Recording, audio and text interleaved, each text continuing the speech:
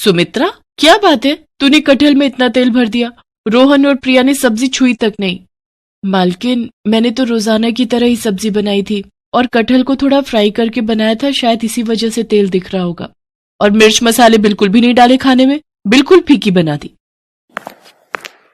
ओ सुमित्रा, बात सुन, इसकी बातों को मत सुना कर। तेरे हाथ की सब्जियां बहुत स्वादिष्ट होती हैं। अभी बहू को पका पकाया मिल जाता है ना, इसीलिए उसे काम वालियों की कदर नहीं। जिस दिन तू कभी ना आए, एक फुल्का बनाने भी रसोई में नहीं घुसती। सब खाना बाजार से ऑर्डर होता है। अच्छा सुन, भिंडी की सब्जी रखी है। कल रात ये सब खाना खाने होटल चले गए, किसी ने सब्जी छुई तक नहीं। वैसे क्या बात है, तू थोड़ी परेशान लग रही है। अब तेरे आदमी की तबीयत कैसी है? अभी तो डॉक्टर ने पैर का बहुत खर्च बताया है, पता नहीं कोई रॉड डलेगी तभी ठीक होगा। अच्छा चलती हूँ माता जी। सुमित्रा एक गरीब औरत थी।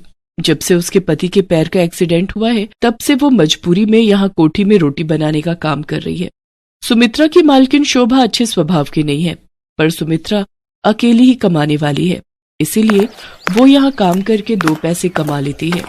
माँ, आज बहुत देर लगा दी, मुझे बहुत भूख लगी थी, घर में कुछ भी खाने को नहीं रखा है। माँ, ये क्या लाई हो?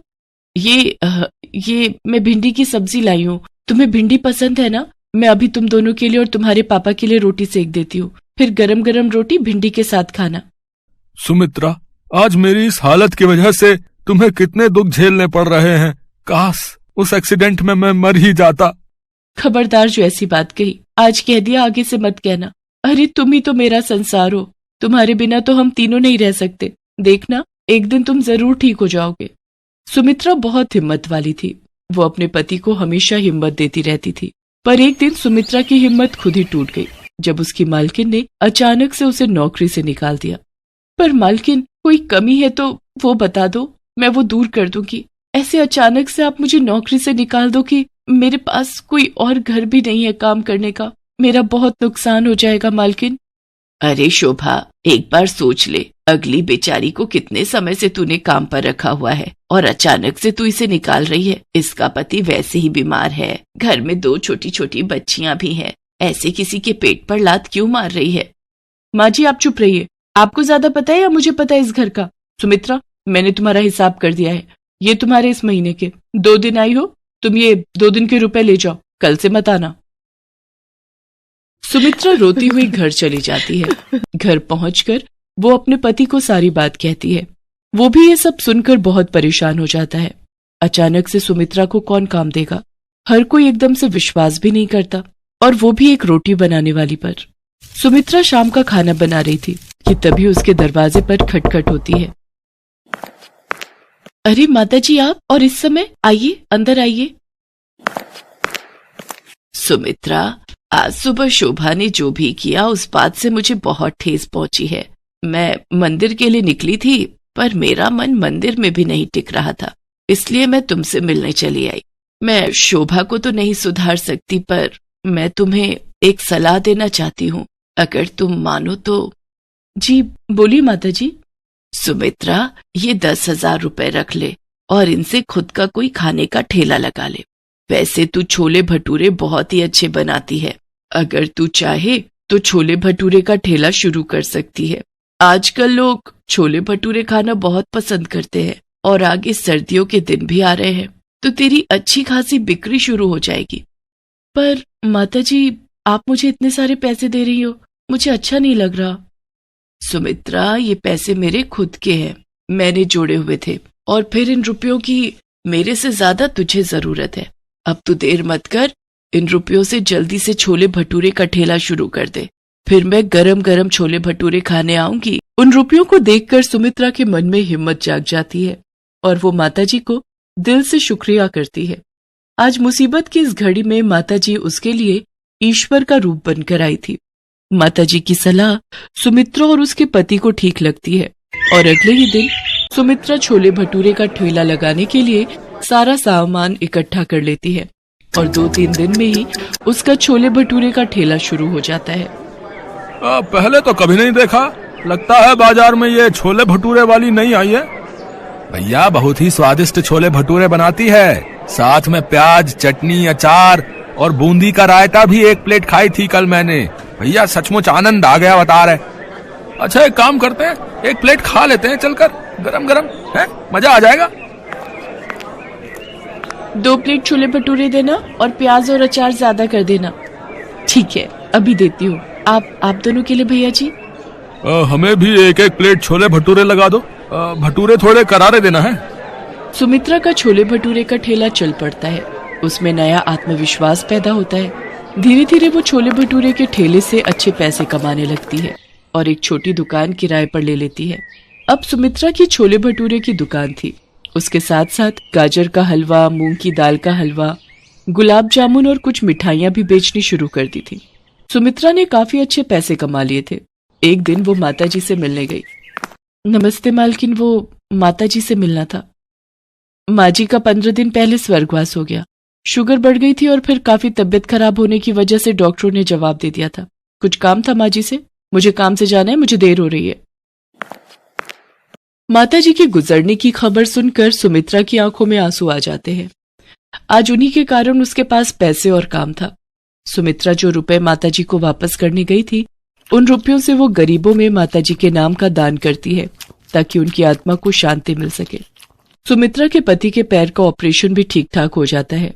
अब दोनों पति पत्नी मिलकर छोले भटूरे की दुकान चलाते थे। पर आज भी सुमित्रा माताजी के एहसान को नहीं भूल पाई थी। इसीलिए वो उनकी याद में महीने में 1 दिन छोले भटूरे बनाकर गरीबों में बांटती थी।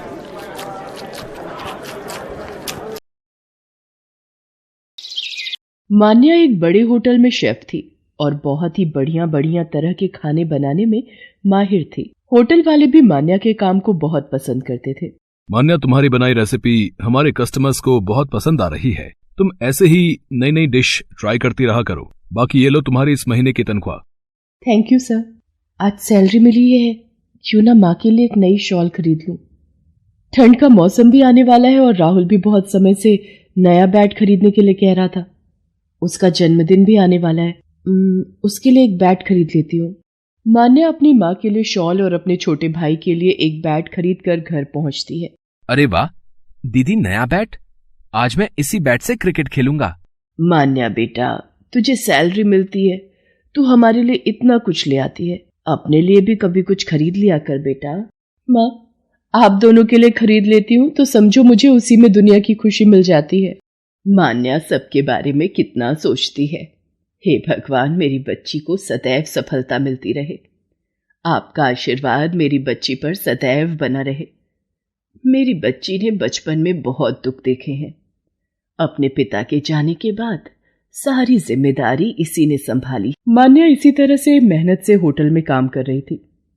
मोनिका नाम की एक लड़की भी उसी होटल में वेटर की नौकरी करती थी। वो भी मान्या के बनाए खाने की बहुत तारीफ करती थी। मान्या यार, बहुत दिनों से तुम्हारे हाथ की पाव भाजी नहीं खाई। अरे तो कल छुट्टी है, कल मैं तेरे लिए स्पेशल पाव भाजी बनाऊंगी, तू कल घर आ जा। चल पक्का, कल शाम की पार्टी तेरे घर। अच्छा तुझे पता है, होटल में पूर्वी नाम की एक नई लड़की आई है।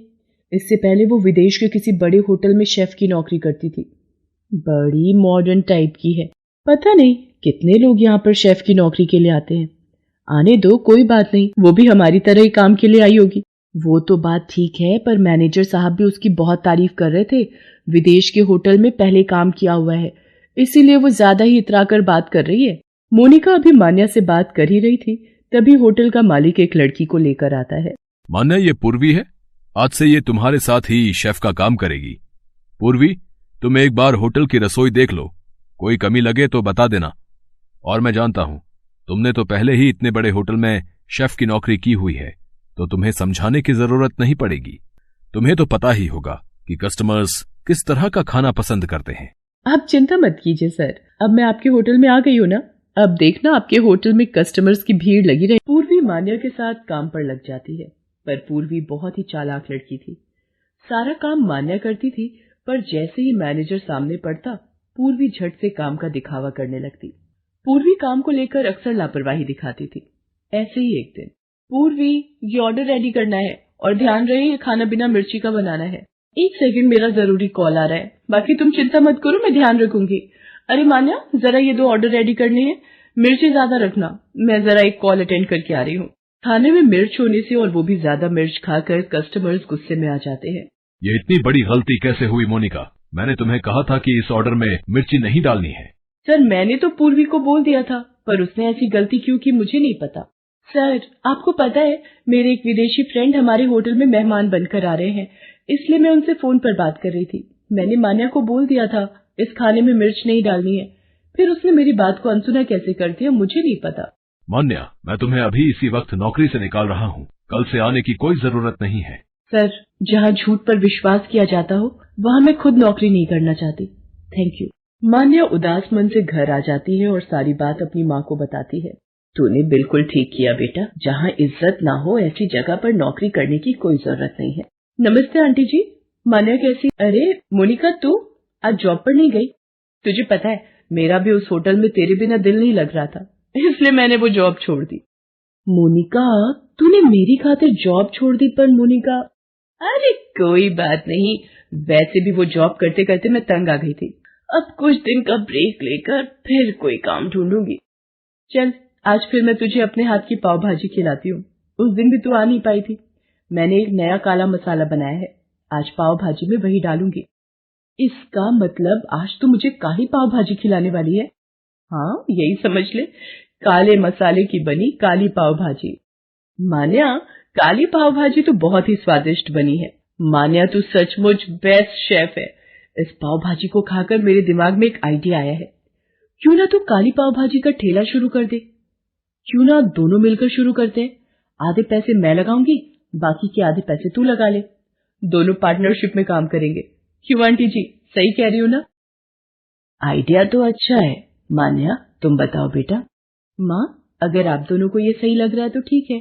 मोनिका हम दोनों मिलकर काली पाव भाजी का ठेला शुरू करते हैं। मान्या और मोनिका दोनों मिलकर काली पाव भाजी का ठेला लगा लेते हैं। मान्या के हाथों की बनी काली पाव भाजी लोगों को बहुत पसंद आ रही थी। धीरे धीरे उनके ठेले पर भीड़ बढ़ती जाती है और मान्या और मोनिका की काली पाव भाजी सोशल मीडिया पर फेमस हो जाती है। मान्या तेरे हाथों में जादू है, आज देख हमारे ठेले पर कितनी दूर दूर से लोग काली पाव भाजी खाने के लिए आने लगे हैं। ये देख हमारे ठेले की काली पाव भाजी के सोशल मीडिया पर कितने वीडियोस बने हैं। मोनिका ये सब तेरे कारण ही संभव हो पाया है। तू अगर मुझे हिम्मत ना देती तो मैं तो बिल्कुल निराश हो गई थी। मान्या ये तेरा हुनर है जो तुझे यहाँ तक लाया है। अच्छा सुन, मैंने वो तुझे बताया था ना होटल खोलने के लिए एक अच्छी जगह मिल गई है, आज ही देखने चलते हैं। मान्या के खाना बनाने का हुनर और मोनिका की दोस्ती दोनों जब आपस में मिल गए तो उन दोनों ने अपने काम में सफलता हासिल की और कुछ समय बाद उन्होंने अच्छे पैसे कमाकर एक बड़ा होटल खोल लिया जिसमें सबसे स्पेशल डिश थी काली पाव भाजी।